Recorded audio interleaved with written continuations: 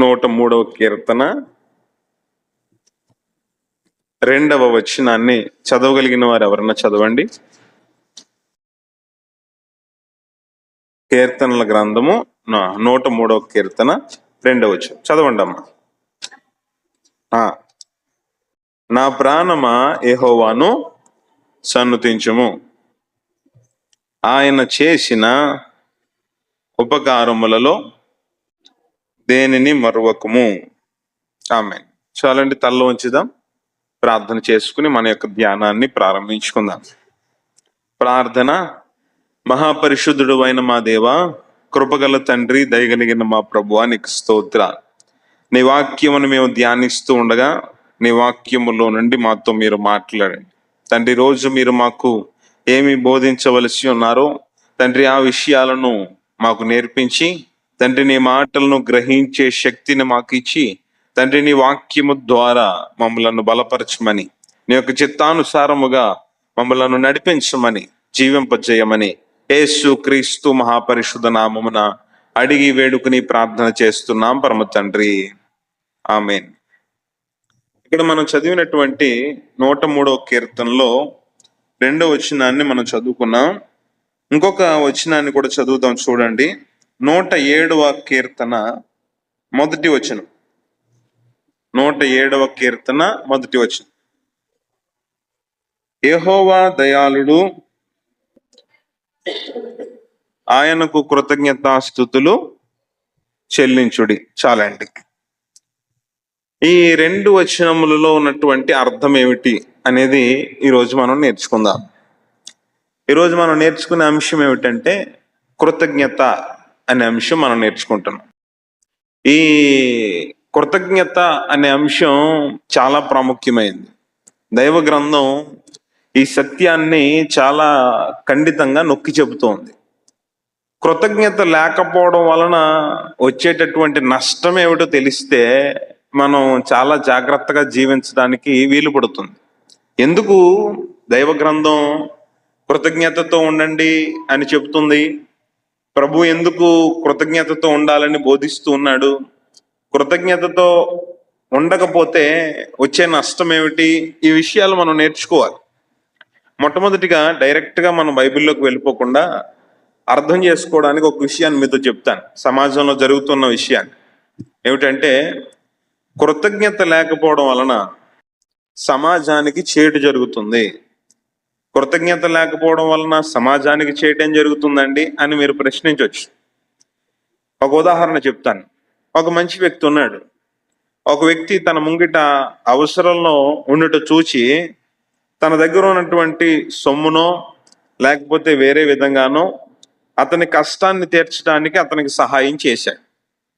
సహాయం పొందుకున్నటువంటి వ్యక్తి అతని అవసరం తీరిపోయిన వెంటనే ఈ సహాయం చేసిన వ్యక్తిని మరిచిపోయాడు.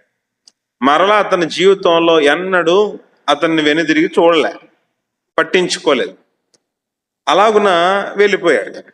ఈ సహాయం చేసిన వ్యక్తి అనుకున్నాడు, నేనెంతో మంచి మనసుతో ఈ అవసరతలో ఉన్న వ్యక్తికి సహాయం చేశాను, ఈ వ్యక్తికి ఏమాత్రం కృతజ్ఞత లేదు, నన్ను మరిచిపోయి వెళ్ళిపోయాడు, మనుషులందరూ ఇంతే అని అప్పటి నుండి ఏం నిర్ణయించుకున్నాడంటే, నా ముందు ఎవరు అవసరతలో కనబడినా నేను ఎవ్వరికి సహాయం చేయను. ఎందుకంటే మనుషుని యొక్క స్వభావం ఎటువంటిదంటే, కృతజ్ఞత లేనటువంటి మనుషులు అందరూ కూడా నేను ఎందుకు సహాయం చేయాలని ఎవ్వరికి సహాయం చేయడం మానేశాడు. తర్వాత చాలామంది ఇతని వంటి వారు కాదు, మంచి వాళ్ళు, నమ్మకస్తులు, అవసరతలో ఉన్నవారు ఇతను ముంగిట పడ్డారు, ఇతనికి ఎదురు పడ్డారు. కానీ ముందు జరిగిన విషయాన్ని బట్టి ఇతను ఏమనుకున్నాడంటే, మనుషులందరూ చెడ్డవాళ్ళే, కృతజ్ఞత లేని వారే అనుకుని వచ్చిన వారందరికీ నా వల్ల కాదు అని చెప్పి పంపించేశాడు. ఈ వ్యక్తి పంపించేసిన ప్రజలు ఉన్నారు కదా, వాళ్ళందరూ ఏమనుకుంటున్నారంటే, ఇతడు సంపన్నుడు, మంచివాడు అనుకుని ఇతని దగ్గరికి వెళ్ళాం, తీరా చూస్తే ఇతడు ఏమాత్రం సహాయం చేయలేదు. మనుషులు ఎటువంటి వాళ్ళంటే ఎవరికి ఉపకారం చేసేవాళ్ళు కాదు, అందుకే మనము ఎవరికి ఉపకారం చేయొద్దు అని వాళ్ళు కూడా తమ జీవితాల్లో ఏ నిర్ణయాలు తీసుకున్నారంటే, ఎవ్వరికి ఎప్పుడు సహాయం చేయకూడదు, మన జాగ్రత్త మనం చూసుకుంటే చాలు, ఎందుకంటే మనకెవరు ఎప్పుడు సహాయం చెయ్యరు అని అనుకున్నారు. ఇక్కడ ఈ జరిగినటువంటి సందర్భంలో మంచివాడైన వ్యక్తి కఠినంగా మారిపోవడానికి కారణం ఎవరు? కృతజ్ఞత లేనటువంటి ఒక వ్యక్తి. సహాయం పొందుకోవలసినటువంటి వారు సహాయం పొందుకోకుండా అలాగునే ఆ అవసరతల్లో ఉండిపోవడానికి, తీసుకోకూడనటువంటి నిర్ణయాలు తీసుకోవడానికి కారణం ఏమిటి? కృతజ్ఞత లేనటువంటి మనుషులే. కాబట్టి ఎవరైతే కృతజ్ఞత లేకుండా ఉన్నారో అటువంటి వారిని బట్టి మంచివారు ఆగిపోతున్నారు, సహాయం పొందవలసిన వారు పొందుకోలేకపోతున్నారు. భవిష్యత్తులో అనేక మందికి ఆశీర్వాదకరంగా ఉండాల్సిన వాళ్ళు అలాగే నిలిచిపోతున్నారు. ఇప్పుడు దీన్ని బట్టి సమాజానికి మంచి జరుగుతుందా, చెడు జరుగుతుందా అంటే కృతజ్ఞత లేకపోవడం వలన చాలా సమాజానికి నష్టం జరుగుతుంది. అందుకే దైవ గ్రంథం ఏమని చెప్తుందంటే కృతజ్ఞతతో జీవించాలి. లోకం ఏ విధంగానూ అయినా ఉండనివ్వండి, దేవుని పిల్లలు ఎలా ఉండాలి అంటే కృతజ్ఞతతో ఉండాలి. మనం చదివినటువంటి మొదటి విషయంలో భక్తుడు తనలో తాను మాట్లాడుకుంటున్నాడు. నా ప్రాణమా యెహోవాను సన్నుతించుము. నీవు కృతజ్ఞత కలిగి ఉండాలి. ఎవరికి? మేలు చేసినటువంటి ప్రభువుకి. ఆయన చేసిన ఉపకారములను ఎప్పుడు మరిచిపోకు అని తనలో తాను భక్తుడు చెప్పుకుంటున్నటువంటి వచనం అది. తర్వాత 107:1 చదువుకున్నాం కదా, అక్కడ దేవుని యొక్క గుణలక్షణం కనబడుతుంది. దేవుడు ఎటువంటి వాడు? దయాదాక్షణ్యములు గలవాడు, ఆయన దయాళుడు, ఆయనకు కృతజ్ఞతాస్తుతులు చెల్లించుడి, ఆయన కృప నిత్యముండును.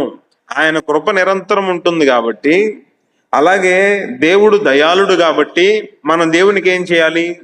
కృతజ్ఞతాస్తుతులు చెల్లించాలి. దైవగ్రంథం చెప్తుంది దేవునికి ఎల్లప్పుడూ కృతజ్ఞతాస్తుతులు చెల్లించాలి. కొంతమంది ఎలా మాట్లాడతారంటే నేను ఎవ్వరికి రుణపడి లేనండి అని మాట్లాడతారు. నేను ఎవరికి రుణపడి లేనండి, ఎవరి దగ్గర నేను ఏది తీసుకోను, ఎవరికి నేనేమి పెట్టను అనేటటువంటి కొంతమంది మనుషులు ఉంటారు. వాళ్ళు ఎవరి దగ్గరికి వెళ్ళి ఎప్పుడు భోజనం చేయరు, ఎవరిని రమ్మని భోజనం పెట్టరు. వాళ్ళ పద్ధతి వాళ్ళది. ఈ విధంగా మాట్లాడుతూ ఉంటారు. ఆలోచన చేద్దాం ఈ విషయాన్ని. నిజంగానే మనిషి ఎవరికి రుణపడి లేడా అంటే లేదు, ఆ మాట తప్పు. రుణపడే ఉన్నాడు.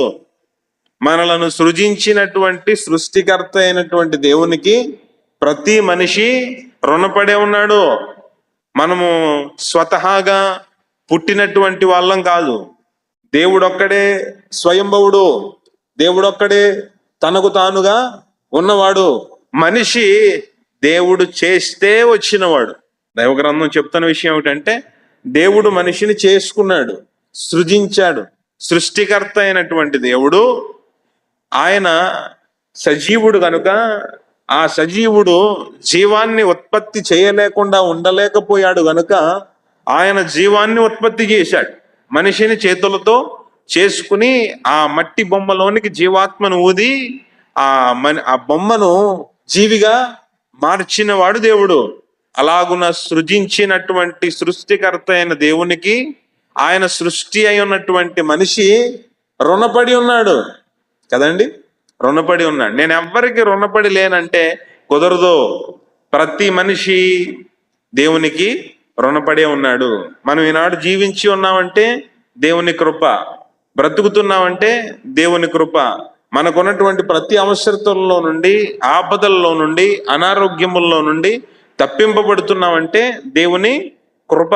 దేవునికి మనం అన్ని విషయాలలో రుణపడి ఉన్నాం. తర్వాత మనకు జన్మనిచ్చినటువంటి తల్లిదండ్రులు ఉన్నారు. వారి ద్వారానే ఈ లోకంలోనికి వచ్చాం. వాళ్ళు మనకి అన్నం పెట్టినా పెట్టకపోయినా, వస్త్రములు ఇచ్చినా ఇవ్వకపోయినా, ధనం ఇచ్చినా ఇవ్వకపోయినా, చదువు చెప్పినా చదువు చెప్పకపోయినా, లేకపోతే వేరే ఇతర సహాయం చేసినా చేయకపోయినా వాళ్ళు మనకు జన్మనిచ్చారు. మనం బ్రతికున్నామంటే వారి ద్వారానే ఈ లోకంలోనికి దేవుడు మనకు అనుమతినిచ్చాడు. కాబట్టి వాళ్ళకు మనం రుణపడి ఉన్నాం.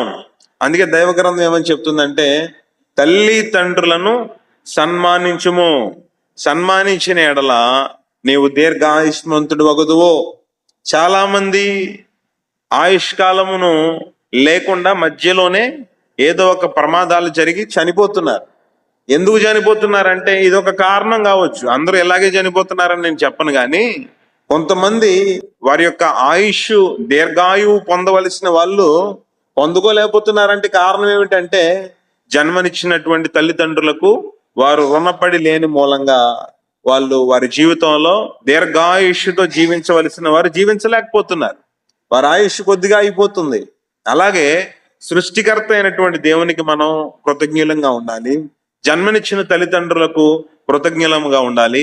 మనం చదువుకోవడానికి వెళ్తాం, చదువు చెప్పే చోట ఉపాధ్యాయులు ఉంటారు. వాళ్ళు మనకు చదువు చెప్పిన వారు, విద్య నేర్పిన వారు, నాగరికత నేర్పిన వాళ్ళు. వాళ్ళకి మనం రుణపడి ఉన్నాం. కష్టాలు వస్తాయి, ఇబ్బందులు వస్తాయి, మనకి ఎంతో మంది సహాయం చేసినటువంటి సహాయకులు ఉంటారు, వారికి మనం రుణపడి ఉన్నాం. వారందరి కోసం ప్రార్థన చేయవలసిన వారమై ఉన్నాం. మనుషులు ఎలా ఉన్నారు అంటే అందరికీ, దేవునికి, తల్లిదండ్రులకు సహాయం చేసిన వారికి, అలాగే మన కొరకు ప్రార్థించే వారికి రుణపడి ఉండవలసినటువంటి మనిషి ఏమంటున్నాడంటే నేను ఎవ్వరికి రుణపడలేను, నేను ఎవ్వరికి ఏమీ ఇవ్వాల్సినటువంటి అవసరం లేదు అని మాట్లాడతారు. లేదు, దేవుని యొక్క కృపలో మనం వర్ధిల్లుచున్న ప్రకారము ఈ విషయాలన్నీ కూడా మనం క్షుణ్ణంగా నేర్చుకోవాలి. అందుకే దావీదు మహాభక్తుడు ఏమంటున్నాడంటే నా ప్రాణమా చేసిన ఉపకారములను మరిచిపోవద్దు, చేసిన మేలును మరిచిపోవద్దు. దేవుడు ఎన్నో మేలులు చేస్తున్నాడు. ఆ ప్రభువుని విశ్వసించినటువంటి దేవుని బిడ్డలు ఎంతో సహాయం చేస్తున్నారు. ఆ సహాయాలను ఎప్పుడు మరిచిపోకూడదు. సేవకులు మరిచిపోకూడదు. విశ్వాసులైనటువంటి మీరు కూడా ఒకరికొకరు సహాయం చేసుకోవాలి. అలాగే సహాయం చేసిన వారు ఎన్నడూ మరిచిపోకూడదు. వారి కోసం నిరంతరాయంగా ప్రార్థన చేస్తూ ఉండాలి. కొంతమంది లోకంలో మనం చూస్తే మేలు పొందుకుని మరలా తిరిగి మేలు చేయడం మానేసి కీడు చేసే మనుషులు ఉంటారు.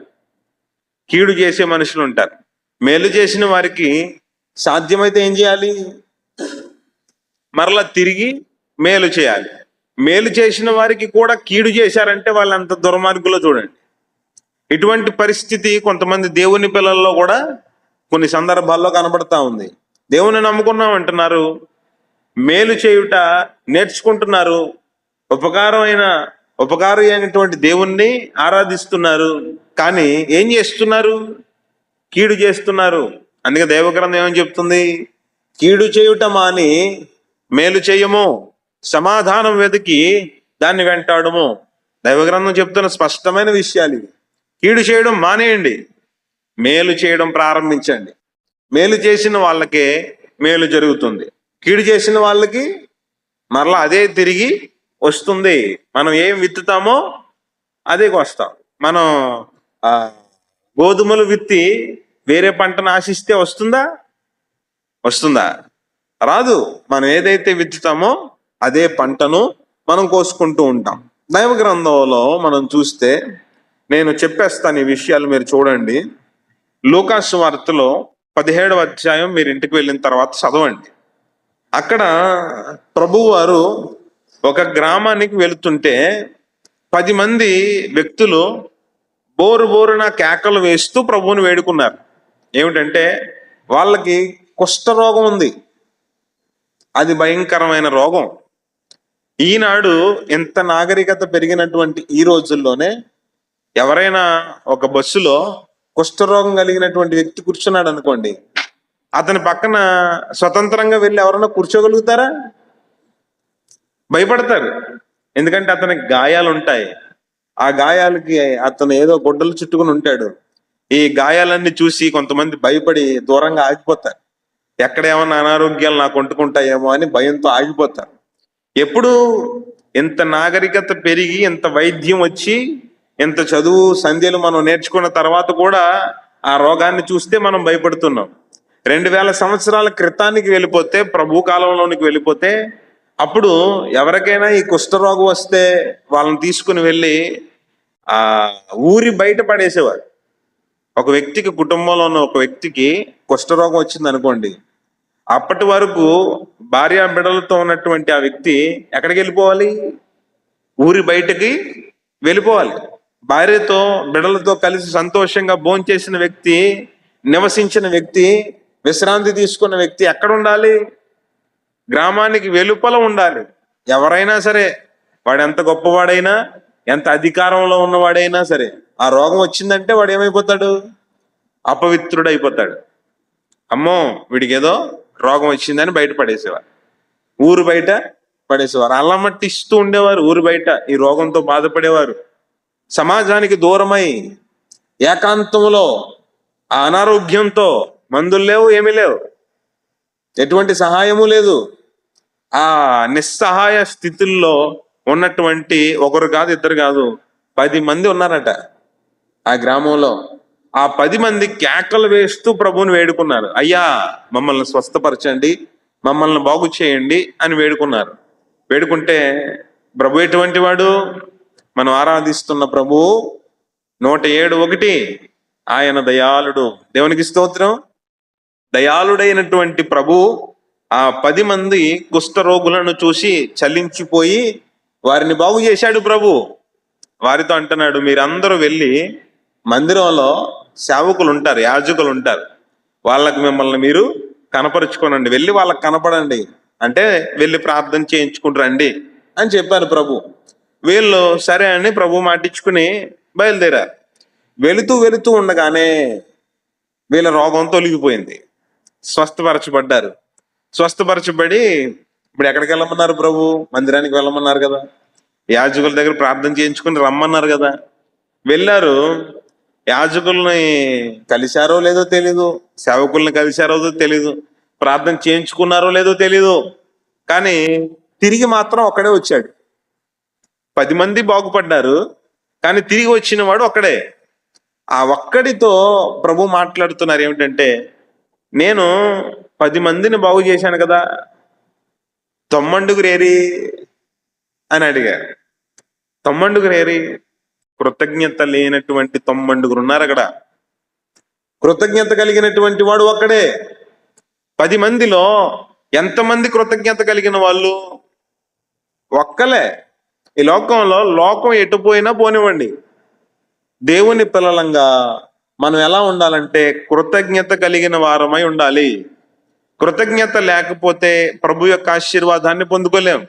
అదేంటండి, 9 కూడా, కృతజ్ఞత లేని వాళ్ళు కూడా ప్రభువుని వేడుకుంటే స్వస్థత పొందారు కదా, మరి ఆశీర్వాదాన్ని పొందుకోలేదు అంటారేంటి అని మీరు అనొచ్చు.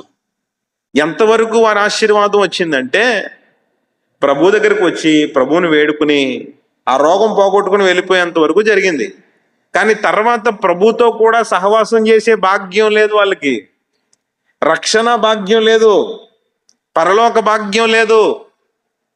తాత్కాలిక శరీర స్వస్థతను మాత్రమే వాళ్ళు పొందుకున్నారు. నిజమే, ఈనాడు కూడా మందిరానికి చాలా మంది వస్తారు. ఒక్కొక్క 7 వారాలు అనుకుంటారు కొంతమంది, 7 వారాలు మందిరానికి వస్తారు. ప్రభు మమ్మల్ని స్వస్థపరచాలని ప్రార్థన చేసుకుంటారు. ప్రభు చిత్తం అయితే ప్రభు వారిని స్వస్థపరుస్తారు. స్వస్థత పొందిన తర్వాత మళ్ళా కనపడరు. ఏదో ఒక నిర్ణయం తీసుకుంటారు, 10 వారాలు వస్తామనో, లేకపోతే ఈ రోగం తగ్గిపోయేంత వరకు వస్తామనో ఒక నిర్ణయం తీసుకుని వస్తారు, ప్రార్థనలో పాలు పొందుతారు, బాగయ్యేంత వరకు ప్రార్థన చేస్తారు. బాగైపోయిన తర్వాత ఇక ప్రార్థన లేదు, బాగైపోయిన తర్వాత ఇక సంఘం లేదు, సహవాసం లేదు, ఏమీ లేదు. ప్రభుని విడిచిపెట్టేస్తారు. లోకంలో వారి యొక్క పద్ధతులను వారు అనుసరించి వెళ్ళిపోతారు. ఈ 9 అటువంటి వాళ్ళే.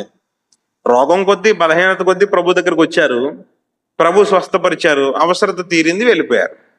వాళ్ళ వల్ల ఇక దేవునికి ఎటువంటి ఉపయోగం లేదు. అసలు దేవుని యొద్ద నుండి మేలు పొందుకున్నటువంటి మనుషులు ఏం చేయాలి? దేవునికి సాక్షులుగా ఉండాలి, దేవుని నామాన్ని మహిమపరచాలి, ఆయనతో సహవాసం చేయాలి.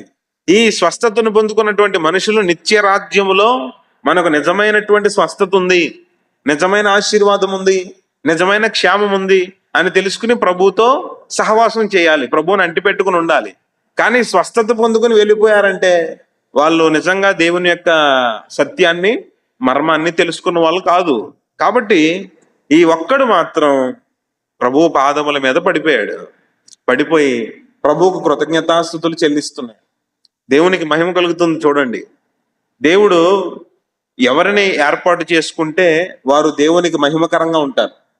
ఈ వ్యక్తి అందరూ వెళ్ళిపోయారు కానీ ప్రభు పాదాల దగ్గరికి వచ్చి ఆయన పాదముల మీద పడి ప్రభువుని స్తుతిస్తున్నాడు. ఎంత గొప్ప భాగ్యమో చూడండి. దేవుణ్ణి మనం ఆరాధిస్తున్నాం అంటే, మందిరంలోనికి వచ్చాం, ప్రార్థిస్తున్నాం, స్తుతిస్తున్నాం అంటే మనం ధన్యులం. దేవుడు మనకు ఆ భాగ్యం ఇచ్చాడు. ఎంతో మందికి లేనటువంటి భాగ్యం మనం పొందుకున్నాం. కాబట్టి మనం ఇక్కడ నేర్చుకోవాల్సింది ఏమిటంటే, ఎంతో మంది కృతజ్ఞత లేని వారు మన చుట్టూ ఉండనివ్వండి, సమాజంలో ఉండనివ్వండి, కానీ దేవుని పిల్లలంగా మనం ఎలా ఉండాలి అనుకోవాలంటే, ఆ కృతజ్ఞత కలిగినటువంటి ఆ ఒక్క మనిషి వలె ఉండాలని కోరుకోవాలి. దేవునికి స్తోత్రం. కృతజ్ఞతతో మనం దేవుణ్ణి సమీపించాలి, కృతజ్ఞతతో మనం దేవుణ్ణి ఆరాధించాలి, ఎల్లప్పుడూ కృతజ్ఞతాస్తుతులను ఆయనకి చెల్లించాలి. తర్వాత ఒక అంశాన్ని చెప్తాను. కృతజ్ఞత అనేది ఎప్పుడు? ఈ ప్రశ్న అర్థం చేసుకున్నాండి. కృతజ్ఞత అనేది ఎప్పుడు ఎప్పుడు అంటే, చాలా మంది కృతజ్ఞత అనేది ఎప్పుడు అంటే దాన్ని అర్థం చేసుకోలేకపోతున్నారు. చూడండి, దేవుని వాక్యం దానికి సమాధానం చెప్తుంది. 1 తెస్సలోనీయులకు వ్రాసిన పత్రిక 5వ అధ్యాయము 18వ వచనం. 5వ అధ్యాయం 18వ వచనం. ప్రతి విషయమునందును కృతజ్ఞతాస్తుతులు చెల్లించుడి, ఇలాగు చేయుట యేసుక్రీస్తునందు మీ విషయములో దేవుని చిత్తము. దేవుణ్ణి మనం స్తుతిస్తున్నాము అంటే అది దేవుని చిత్తం కనుక అది మనం చేయగలుగుతున్నాం. అలాగే కృతజ్ఞతాస్తుతులు ఎప్పుడు చెల్లించాలి అంటే, అక్కడ ఏమని రాయబడి ఉంది? ప్రతి విషయములోనూ కృతజ్ఞతాస్తుతులు చెల్లించాలి. అంటే దాని అర్థం ఏమిటంటే, మనం సంతోషంగా ఉన్నప్పుడు దేవునికి కృతజ్ఞతాస్తుతులు చెల్లించాలి. మన యొక్క బలహీనతలు తగ్గినప్పుడు, స్వస్థత కలిగినప్పుడు దేవునికి కృతజ్ఞతాస్తుతులు చెల్లించాలి. అన్నీ కలిసి వచ్చినప్పుడు దేవునికి స్తుతించాలి. మరి రోగం తగ్గనప్పుడు ఏం చేయాలి? అన్నీ కలిసి రానప్పుడు ఏం చేయాలి? కొంతమంది ఈ మధ్యన కాలంలో నేను చెప్పడం విన్నాను, దేవుణ్ణి మేము ప్రార్థిస్తున్నాం కానీ, దేవునితో సహవాసం చేస్తున్నాం కానీ మాకేం కలిసి రావట్లేదండి అంటున్నారు. మరి కలిసి రానప్పుడు ఏం చేద్దాం?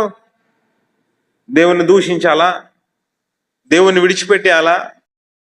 అనారోగ్యం వచ్చింది, తగ్గలేదు, దేనికోసమో ఎదురు చూసాం, దొరకలేదు, అనుకున్నటువంటి ఉద్దేశాలు నెరవేరలేదు, ఏం చేద్దాం?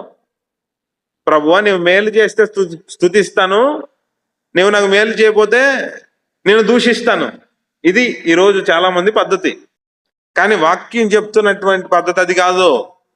అది కాదు నిజమైన ఆరాధన, అది కాదు నిజమైనటువంటి సహవాసము, అది కాదు నిజమైనటువంటి కృతజ్ఞత. ప్రతి విషయమునందును కృతజ్ఞతాస్తుతులు చెల్లించాలి. ఇది మీ విషయంలో దేవుని చిత్తము.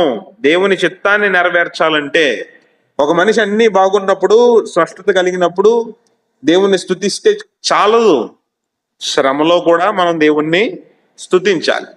ఊజు దేశమందు ఎంతో గొప్ప ధనవంతుడైనటువంటి యోబు తన ధనాన్నంతటినీ పోగొట్టుకున్నాడు, ఆరోగ్యాన్ని పోగొట్టుకున్నాడు, బిడ్డలను పోగొట్టుకున్నాడు, గొప్ప స్థితిని పోగొట్టుకున్నాడు.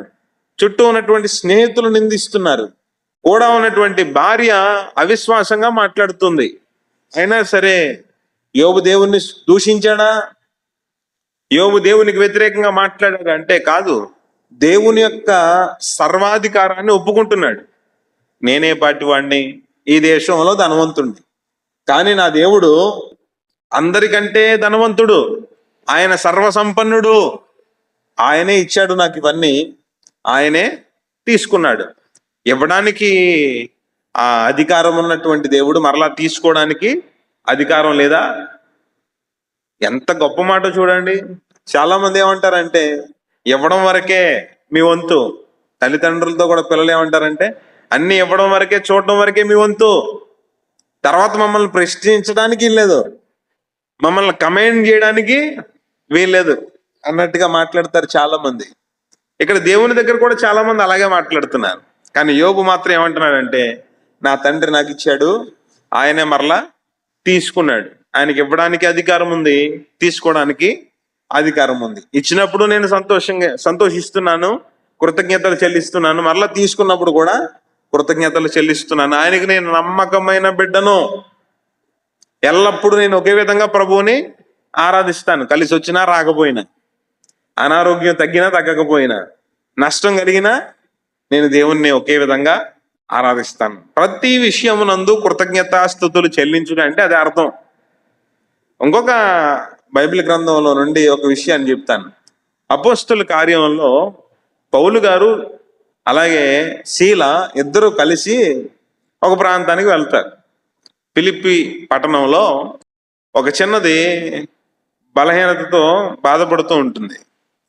ఆమెకున్నటువంటి ఆ దురాత్మలను పౌలు శీలలు ఏం చేస్తారంటే ప్రార్థించి వెళ్ళగొడతారు, ఆమెను బాగు చేస్తారు. బాగు చేస్తే ఆ గ్రామంలో ఉన్నటువంటి చాలా మందికి కోపం వస్తుంది. కోపం వచ్చి ఏం చేస్తారు, ఈ పౌలు శీలలను పట్టుకుని, దేవుని సేవకులను పట్టుకుని వీళ్ళ వస్త్రాలు చింపేస్తారు, వీళ్ళని గాయపరుస్తారు, ఎంతో కొడతారు. అది కూడా చాలక తీసుకుని వెళ్ళి చెరసాలలో పడేస్తారు. చెరసాలలో పడేసి వదిలిపెట్టరు, మళ్ళా కాళ్ళకు బంధకాలు వేసి చీకటి చెరసాలలో పడేశారు. ఇప్పుడు పౌలు శీలల యొక్క పరిస్థితిని మీరు చూడండి. వారు నిజమైన దేవుని సేవకులా కాదా? నిజమైన దేవుని సేవకులే. సమర్పణ కలిగి పని చేస్తున్నారా, పని చేయట్లేదా? పని చేస్తున్నారు. వాళ్ళలో ఏ మాత్రం ఏ లోటు లేదు, ఏ లోపము లేదు. కానీ వారికి శ్రమ వచ్చింది. ప్రభువుని విడిచిపెట్టేశారా అంటే లేదు, విడిచిపెట్టలేదు. ప్రభువుని దూషించడానికి గల కారణాలు చుట్టూ ఎన్నో ఉన్నాయి. అవన్నీ అడ్డు పెట్టుకుని ప్రభువుని దూషించవచ్చు, అవకాశం ఉంది. ప్రభువా, మేము నమ్మకంగా ఉంటే మమ్మల్ని శ్రమకు అప్పగించేశావేంటి అని మాట్లాడొచ్చు. మేము నీ పరిచర్య చేస్తుంటే మమ్మల్ని చెరసాల్లో పడేశారు, ఏంటి పరిస్థితి అని ప్రభువుని ప్రశ్నించవచ్చు. కానీ ఏం చేస్తున్నారు వీళ్ళు? శరీరం నిండా గాయాలతోటి అవి బాధిస్తూ ఉంటే చీకటిలో ఉండి ఈ అటు ఇటు మసలడానికి లేకుండా బంధకాలు బిగించేస్తే ఆ ఇరుకు, చీకటి, బాధ, ఇవన్నీ విషయాలతో కూడినటువంటి ఆ పరిస్థితుల్లో వీరి నోటి వెంబడి దోషణ రావడం లేదు. ఏమొస్తుందంటే స్తుతి వస్తుంది. అది నిజమైనటువంటి కృతజ్ఞత. దేవుణ్ణి ఈ చెరసాలల్లో ఉండి ఏం చేస్తున్నారంటే దేవుణ్ణి స్తుతిస్తున్నారు. ఎంత గొప్ప విషయం మీరు చూడండి. బాధలో ఉంటే మనుషులు ఏమంటారు? కుయ్యో మొర్రో అంటారు కదా. ఏదైనా బాధ తగిలితే, గాయమైతే అమ్మో బాబోయ్ అంటారు. కానీ వీళ్ళు ఏమంటున్నారు? దేవా నీకు స్తోత్రం అంటున్నారు. అక్కడ ఉన్నటువంటి ఆ చెరసాల్లో ఉన్న వాళ్ళకి ఎవరికి ఈ విషయాలు అర్థం కావట్లేదు. ఏమి మాటలు వినబడాలి, ఏమి వినపడుతున్నాయి? వీళ్ళని కొట్టారా, కొట్టలేదా? వీళ్ళని బంధించారా, బంధించలేదా? అసలు చీకట్లో ఉన్నారా, ఏసీ రూమ్లో ఉన్నారా? ఏం అర్థం అవ్వట్లేదు. స్తుతిస్తున్నారు. ఏడవడానికి బదులుగా దేవుణ్ణి స్తుతిస్తున్నారు. దూషించడానికి బదులుగా ప్రభువుని కొనియాడుతున్నారు. ఎంత గొప్ప సమర్పణ, ఎంత గొప్ప కృతజ్ఞతతో కూడిన జీవితాలు దైవ గ్రంథంలో మనకు కనబడుతున్నాయో చూడండి. ప్రతి విషయమునందు దేవునికి కృతజ్ఞతాస్తుతులు చెల్లిస్తూ వచ్చిన వారిని దేవుడు ఎంతో గొప్పగా ఆశీర్వదించాడు. అక్కడ దేవుని స్తుతి జరగడం మూలంగా అక్కడ పరిస్థితులు అన్నీ మారిపోయాయి. దేవుడు ఏం చేశాడంటే ఆ చెరసాలను బద్దలు కొట్టేశాడు, ఆ బంధకాలన్నీ విడగొట్టేశాడు. స్తుతి ఏం చేసిందంటే వారి యొక్క స్థితిని మార్చేసింది, బంధకాల నుండి విడిపించింది, చీకటిలో నుండి బయటికి తీసుకుని వచ్చింది. అక్కడ ఉన్నటువంటి ఆ చెరసాల జైలు అధికారి కూడా ప్రభువునందు విశ్వాసం ఉంచాడు. ఎందుకంటే ఇదంతా కృతజ్ఞతతో కూడినటువంటి మనుషుల జీవితాల మూలంగానే. కృతజ్ఞత లేని వారి వల్ల సమాజానికి నష్టం జరుగుతూ ఉంటే, సంఘానికి నష్టం జరుగుతూ ఉంటే, కుటుంబాలకు నష్టం జరుగుతూ ఉంటే, కృతజ్ఞత కలిగినటువంటి ఆత్మ సంబంధుల వల్ల మేలు జరుగుతుంది, దేవునికి మహిమ కలుగుతుంది. కాబట్టి ఎలా ఉందో మనం ఈరోజు ఎలా ఉండడానికి సిద్ధపడదాం అంటే కృతజ్ఞతతో ఉండడానికి ఇష్టపడదాం. ఎప్పుడు కృతజ్ఞత లేని వారిని దేవుడు ఎప్పుడు మెచ్చుకోడు. వారికి ఏ విధమైనటువంటి ఆశీర్వాదాలు ఉండవు. ఎవరైతే దేవునికి నమ్మకంగా ఉంటారో వారు దేవుని యొక్క ఆశీర్వాదాలను పొందుకోగలుగుతారు. కాబట్టి మనం దేవుని యొక్క ఆశీర్వాదాన్ని కావాలనుకుంటున్నాం కదా. ఎవరు కావాలనుకుంటున్నారు? అందరూ చేతులు ఎత్తండి. దేవుడు నన్ను దీవించాలంటే చేతులు ఎత్తండి. మీకు వద్దా దేవుని ఆశీర్వాదం? ఎత్తండి, మీరు ఎత్తండి. కావాలి కదా, నాకు కావాలి. దేవుడు నన్ను దీవించాలి. మరి దీవించాలంటే నేను కృతజ్ఞతతో జీవించాలి. కాబట్టి దేవునికి కృతజ్ఞతాస్తుతులు చెల్లించుదాం. దేవునికి కృతజ్ఞతతో మనం ప్రార్థన చేద్దాం. ప్రార్థన చేసేటప్పుడు మనం నన్ను దీవించండి, నా కుటుంబాన్ని దీవించండి, నా బిడ్డలను దీవించండి, ఏ అవసరతలు ఉంటే ఆ అవసరతలన్నీ లిస్ట్ పెట్టేసి ఇవన్నీ తీర్చేయండి ప్రభు, నీకే అప్పు చెప్పేస్తున్నానని చెప్పి ముగించేయడం కాదు. ప్రార్థన యొక్క మేనర్ ఏమిటంటే, పద్ధతి ఏమిటంటే, స్తుతి ద్వారా ప్రార్థన ప్రారంభమవుతుంది. దేవుని స్తుతించాలి ముందు. యెషయా గ్రంథం 6వ అధ్యాయం మీరు చదవండి. పరలోకంలో ప్రార్థన జరుగుతుంది. ఆ ప్రార్థన ఏమిటి అంటే, పరిశుద్ధుడు పరిశుద్ధుడు పరిశుద్ధుడు పరిశుద్ధుడు పరిశుద్ధుడు పరిశుద్ధుడు అని దేవదూతలు దేవునికి ఏం చేస్తున్నారంటే స్తుతి చెల్లిస్తున్నారు, ఆరాధన చేస్తున్నారు. కాబట్టి దేవుణ్ణి కొనియాడాలి. మనం వెంటనే మనకున్నటువంటి బాధలు కష్టాలు చెప్పేసుకోవడం కాదు, దేవునికి స్తుతులు చెల్లించాలి. ఆయన గొప్పతనాన్ని మనం వర్ణిస్తూ, ఇప్పుడు మన వాక్యంలో చదివినప్పుడు ఎన్ని లక్షణాలు కనబడ్డాయి. దేవుడు మేలు చేయవాడిగా ఉన్నాడు, ఉపకారం చేయవాడిగా ఉన్నాడు, దయాళుడిగా ఉన్నాడు. దయాళుడు అయిన ప్రభువా నీకు స్తోత్రాలు, కరుణించువాడా నీకు స్తోత్రాలు, కృపచూపువాడా నీకు స్తోత్రాలు, మేలు చేయవాడా నీకు స్తోత్రాలు. ఇలాగ దేవుని యొక్క గుణగణ లక్షణాలన్నీ తలంచుకుంటూ దేవునికి స్తుతులు చెల్లించాలి. ఆ సమయం లేనప్పుడు ఏం చేయాలి? సమయం లేదు ప్రార్థన చేయడానికి, ఎక్కడికో వెళ్తున్నాం, ఏం చేయాలి? వెంటనే మన లిస్ట్ అంతా పెట్టే సామాన్ అంటాం కాదు. అవసరమైతే ఈ లిస్ట్ అంతా పక్కన పడేసి మనం దేవుణ్ణి స్తుతిస్తూ ఒక 10 నిమిషాలు దేవుని స్తుతించుకుని బయటకు వెళ్ళాలి. స్తుతించే వారి యొక్క జీవితంలో దేవుని యొక్క ఆశీర్వాదం ఉంటుంది. దానికి మొట్టమొదటి ఉదాహరణ ఎవరంటే, సాదృశ్యం ఎవరంటే దావీదు మహాభక్తుడు. అతను ఏం చేసేవాడంటే 7 మార్లు దేవునికి స్తుతి చెల్లించేవాడు, 3 మార్లు ప్రార్థన చేసుకునేవాడు. స్తుతి ఎక్కువ ఉంది అతని జీవితంలో. అతని యొక్క అవసరతలు ఇవన్నీ, కష్టాలు, ఇబ్బందులు, సహాయం కోసం వేడుకోవడం, ఇవన్నీ కూడా చాలా తక్కువ. స్తుతి మాత్రం చాలా ఎక్కువ ఉంది. స్తుతికి పెద్దపీఠం వేశాడు. కాబట్టి దావీదు తన జీవితంలో ఎప్పుడూ ఓటమి పాలవలేదు. అతనికి ఎదురు లేదు అసలు. తన జీవితంలో ఎన్ని విజయాలే, ఎన్ని యుద్ధాలు జరిగినా సరే అన్ని యుద్ధాల్లో విజయాలే పొందుకున్నాడు, కానీ ఎప్పుడు ఓటమి పాలే తిరిగి వచ్చిన వాడు కాదు. కాబట్టి అటువంటి గొప్ప దావీదు మహాభక్తుని యొక్క జీవితంలోని విషయాలు, యోబు మహాభక్తుని యొక్క జీవితంలోని విషయాలు, దేవుని యొక్క సేవకులైనటువంటి పౌలు శీలల యొక్క జీవితంలో జరిగినటువంటి విషయాలు, ఇవన్నీ కూడా మనం ఈరోజు చూసాం. కాబట్టి మనం ఎలా జీవించాలంటే కృతజ్ఞతతో జీవించాలి. ఒక వచనాన్ని చదువుకుని మనం ముగింపు ప్రార్థన చేసేసుకుందాం. చూడండి, ఈ వచనాన్ని మీరు చదివితే మనం ముగించుకుందాం. ఎఫెసీయులకు రాసిన పత్రిక 5వ అధ్యాయం 20వ వచనం.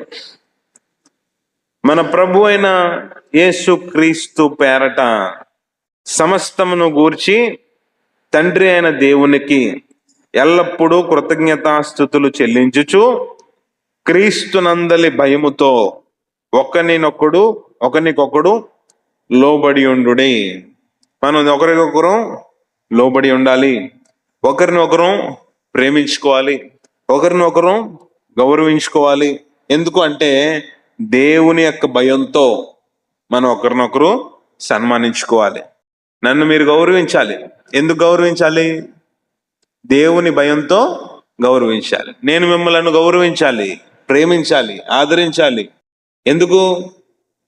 నేను గొప్పవాడిని మీరు ప్రేమించకూడదు, మీరు ఏదో గొప్ప వాళ్ళని నేను ప్రేమించడం లేదు. దేవుడిచ్చిన ఈ ఏర్పాటును మనం గౌరవిస్తున్నాం, దానికి లోబడుతున్నాం, దేవుని చిత్త ప్రకారం జీవించాలని నిర్ణయం తీసుకున్నాం. సంఘముగా దేవుడు మనల్ని జతపరిచాడంటే ఇది దేవుని చిత్తం, దేవుని ఏర్పాటు. ఆ గుమ్మం దాటి ఎవరైనా లోపలికి రాగలిగారంటే, నేను పిలిస్తే రాలేదు, దేవుడు పంపితే వచ్చారు. దేవునికి స్తోత్రం. కాబట్టి ఎవరిని విభేదించకూడదు, అందరూ ఒకరికొకరు లోబడి ఉండాలి. ప్రేమానురాగములతో సంఘం ముందుకు సాగాలి, ఏక మనస్సుతో ముందుకు సాగాలి. ఇదంతా కూడా మనుషులు ఏర్పాటు చేసింది కాదు, దేవుడు ఏర్పాటు చేసింది. ఈ ఏర్పాటును మనం గౌరవిస్తే దేవుడు మనలను ఆశీర్వదిస్తాడు అనే దేవుని అందలి, క్రీస్తునందలి భయముతో మనం ఒకరికొకరు లోబడి ఉండాలి. క్రీస్తు పేరట సమస్తమును గురించి మనం దేవునికి ఎల్లప్పుడూ కృతజ్ఞతాస్తుతులు చెల్లించాలి. కాబట్టి మనం అందరము కూడా ఒకరిని ఒకరు ప్రేమించుకుందాం, ఒకరిని ఒకరు ఆదరించుకుందాం, ప్రోత్సహించుకుందాం, ఒకరిని ఒకరు బలపరుచుకుందాం, ఒకరికొకరు ప్రార్థన చేద్దాం. అందరము కలిసి దేవుని భయంతో జీవిస్తూ ఎల్లప్పుడూ దేవునికి కృతజ్ఞతాస్తుతులు చెల్లించుదాం. అట్టి ధన్యకరమైనటువంటి చక్కటి స్థితి దేవుడు మనందరికీ దయచేయునుగాక. ఆమేన్.